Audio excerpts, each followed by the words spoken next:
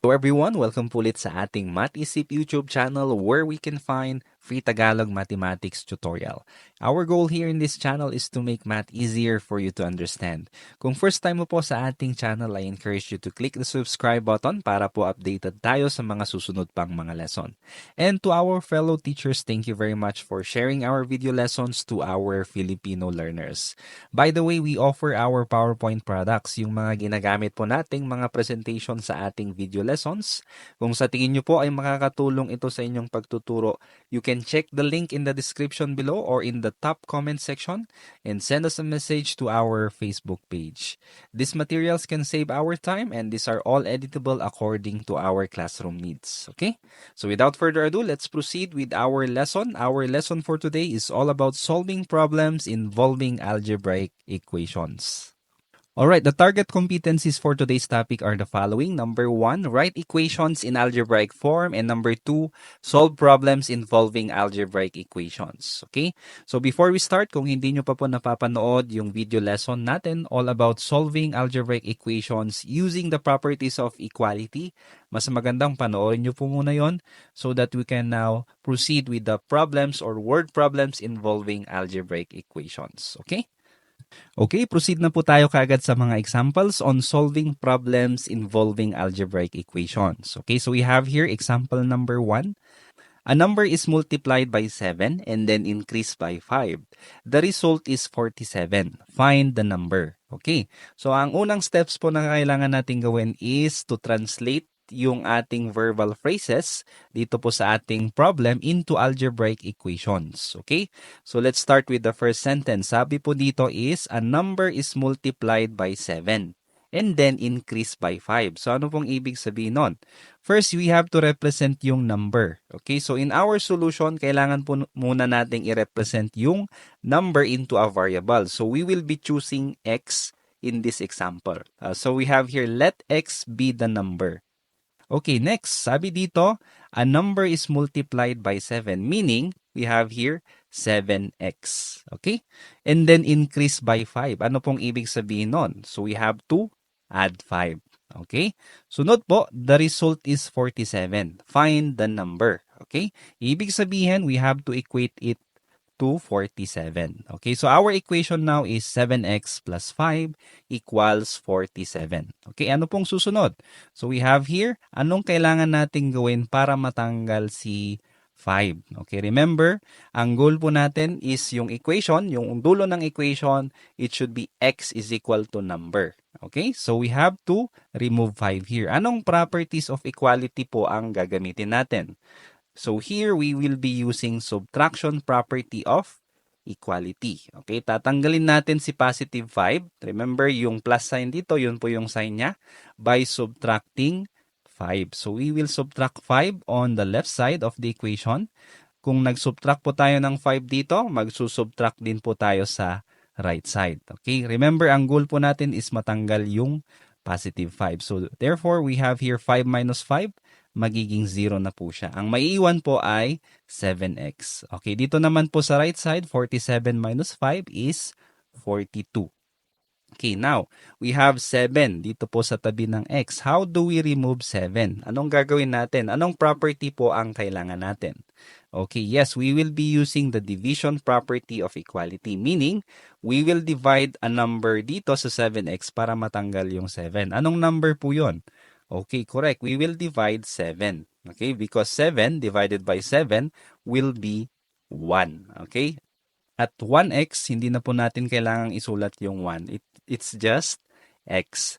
So kung nag-divide po tayo ng 7 dito, magdi-divide din po tayo sa right side. Therefore, magiging 42 divided by 7. Therefore, x is equal to 6. Now, is this the right answer? Para po makasiguro tayo sa ating sagot, we will be checking our answer. So in this process, malalaman natin kung tama ang ating sagot. So we will write the original equation. We have here 7x plus 5 equals 47. Now, using the value of x na nasolve natin, we will substitute it here in this original equation. Therefore, yung 7x magiging 7 times 6 and then plus 5 equals 47. Is it going to be an equation. Magiging equal kaya sila. So let's see, 7 times 6 is 42. Let's add 5.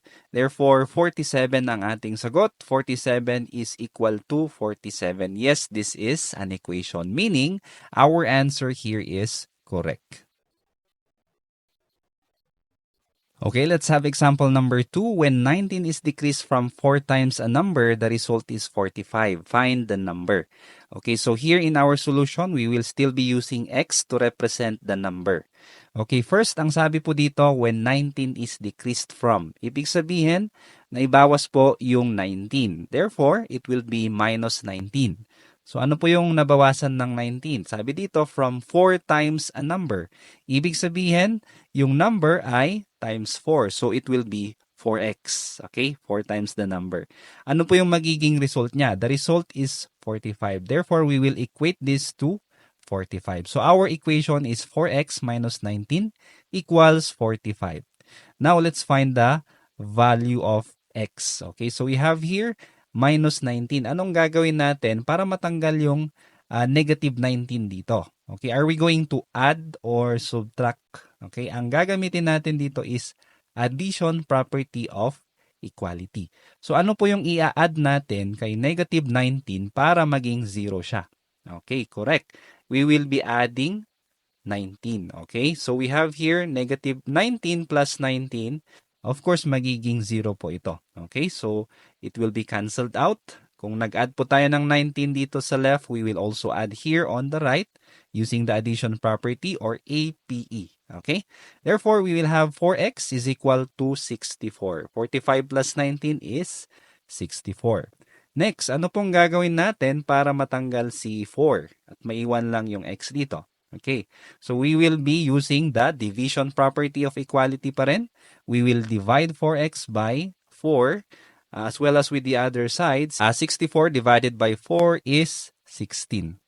Okay, let's check our answer. We have here the original equation, 4x minus 19 equals 45. Okay, i-substitute po natin yung value ng x, which is 16, dito sa ating equation. So 4x will be 4 times 16 minus 19 equals 45. Is it going to be an equation? Let's see, 4 times 16 is 64 minus 19. Okay, next, 64 minus 19 is 45. Yes, 45 is equal to 45. The equation is true. Therefore, our answer here is correct. Okay, let's proceed to example number 3. Let me read. If Brian wants to save 700 pesos each month and currently has saved 500 pesos, how many months will it take him to reach his goal of saving 4,000 pesos? Okay, so kailangan po ulit nating basahin ito and then analyze so that we can represent it using an algebraic equation. Okay, so here we will still be using x to represent the variable. Okay, first, if Brian wants to save 700 each month, ibig sabihin, magsisave si Brian ng 700 depende kung ano or ilan yung buwan. Okay, so ano yung variable natin dito? Okay, here we have month. Okay, hindi po natin alam kung ilang buwan. That's why this is the variable. Okay, so that will be 700x. Okay, now, currently, he has saved 500 pesos. Ibig sabihin, meron na siyang existing na 500.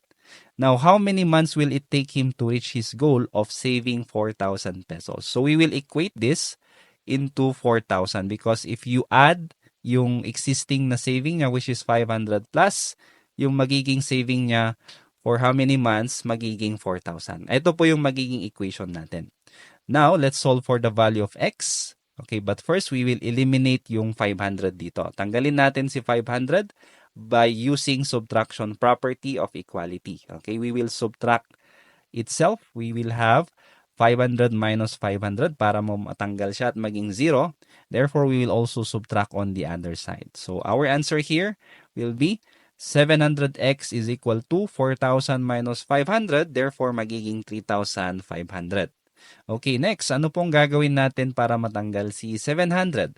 Okay, we will also divide it using division property of equality. Divide po natin sa sarili niya para maging 1. Okay, so dito rin sa kabila, 3,500 divided by 700. Therefore, our answer is x is equal to 5. Okay? Because 3,500 divided by 700 is 5. Now, let's check our answer. Using the original equation, 700x plus 500 equals 4,000.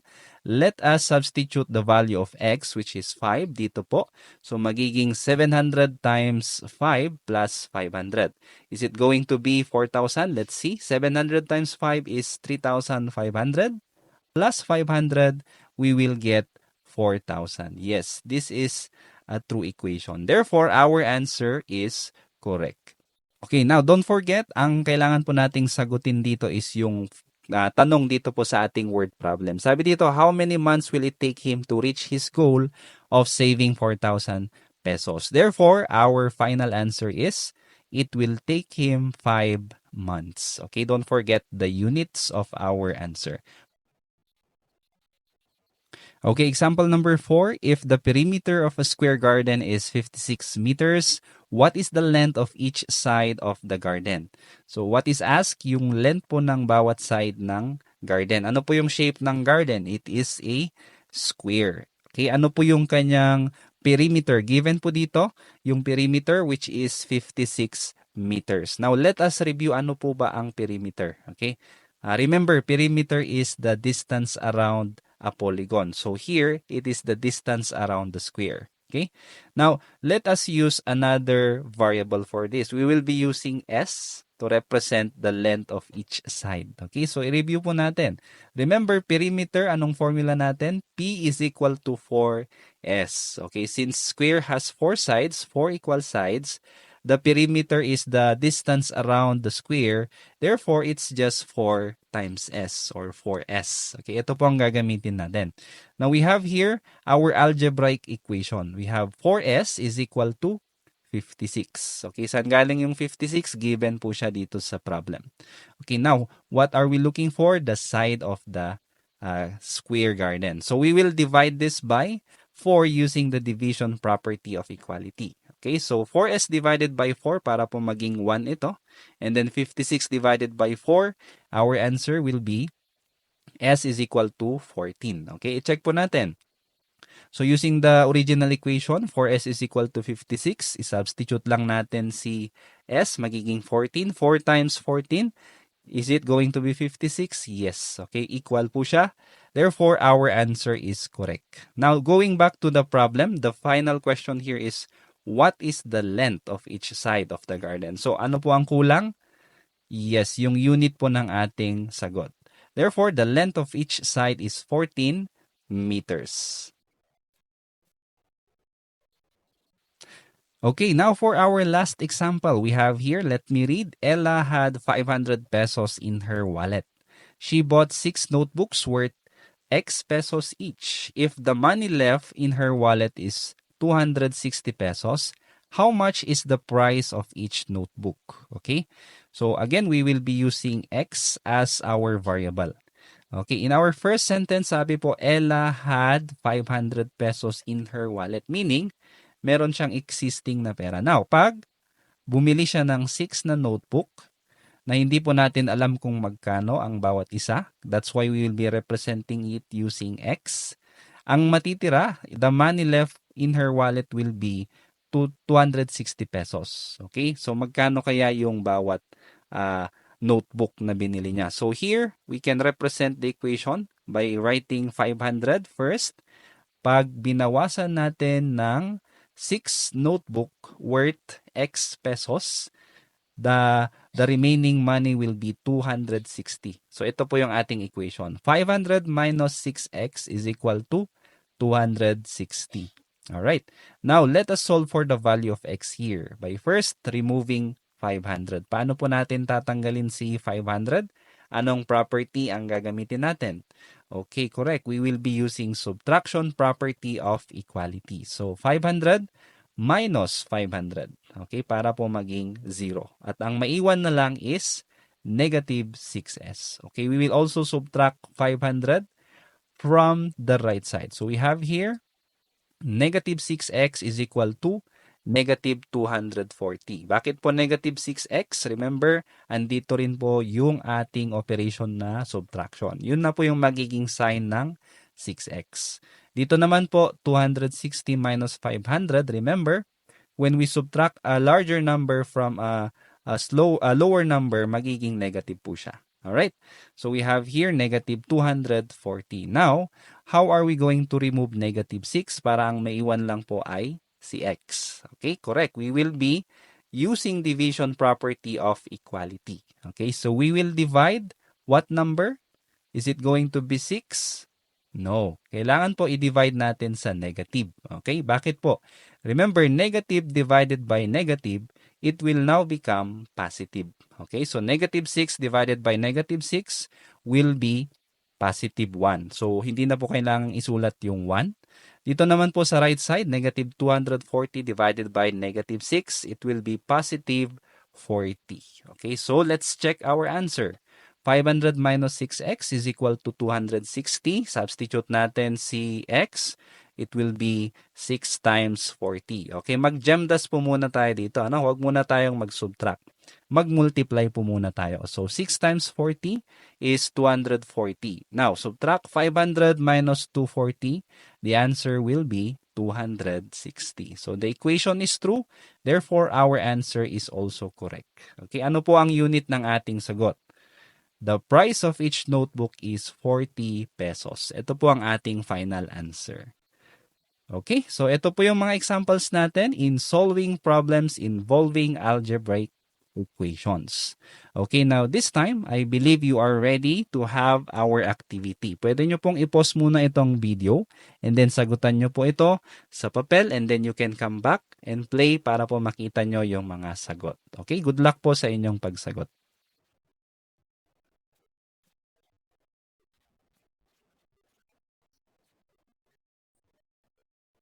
Okay, I hope you are now ready to check your papers and see the correct answers. So, ipapakita ko po yung mga sagot, including po yung mga solution and mga properties na nagamit.